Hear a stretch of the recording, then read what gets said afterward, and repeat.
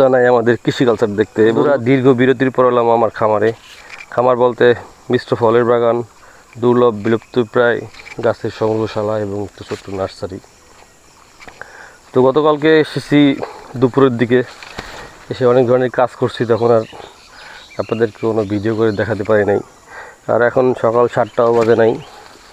তো এসে দেখলাম গতকালকে যে বৃষ্টি হয়েছিল সেই বৃষ্টির পানি গাছের গায়ে লেগে আছে, পাতার ডগায় শিশিরের মতন, সেগুলোর অস্তিত্ব জানান দিচ্ছে। তো আজকে এসেছি সকালবেলা যাতে দীর্ঘক্ষণ কাজ করতে পারি রোদ ওঠার আগেই, কারণ 12টা-1টা বাজলে রোদের তেজে এখানে থাকাই যায় না। এখন যেহেতু সকালবেলা সূর্য এই যে মাত্র উঠতেছে, তাই অনেকক্ষণ কাজ করা যাবে।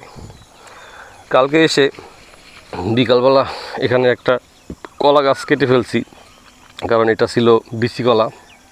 এখান থেকে একটা কলা হারভেস্ট করছিলাম, বাড়ির সবাইকে খেতে দিছিলাম, কিন্তু তাদের রিভিউ খুবই খারাপ।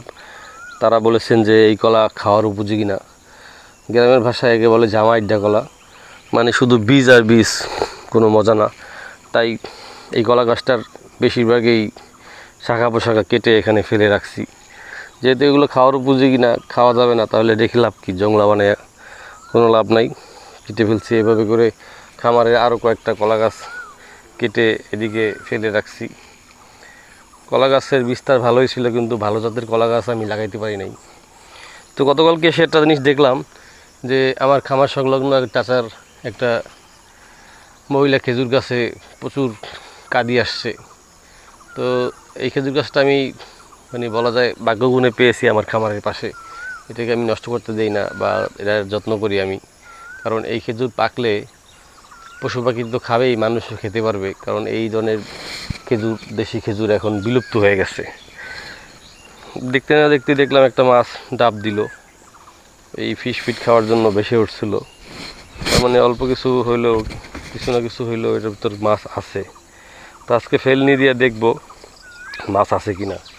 আর 1 মাসের ব্যবধানেই দেখলাম খামার একদম পুরো জংলা হয়ে গেছে। এত ঘাস, এত গাছ, তাদের শাখা পোশাখা বিস্তার করছে যে এখানে এখন ঢোকাই কঠিন, একটা জঙ্গল হয়ে গেছে। যদিও এরকম জঙ্গল আমি চাইছিলাম, কিন্তু কিছুটা হইলেও ট্রিম করে আগাছা, গাছের ডালপালা কাটতে হবে। আর গতকালে এসে আমি বল্লার কামড় খাইছি, 2টা বল্লা আমার কামড়াইছে। এই যে বল্লার বাসা, ওই যে এই বল্লার বাসাটা ভাঙতে হবে আজকে, এটাও আমার একটা কাজ। নাহলে আব্বা আম্মা যখন আসবে আবার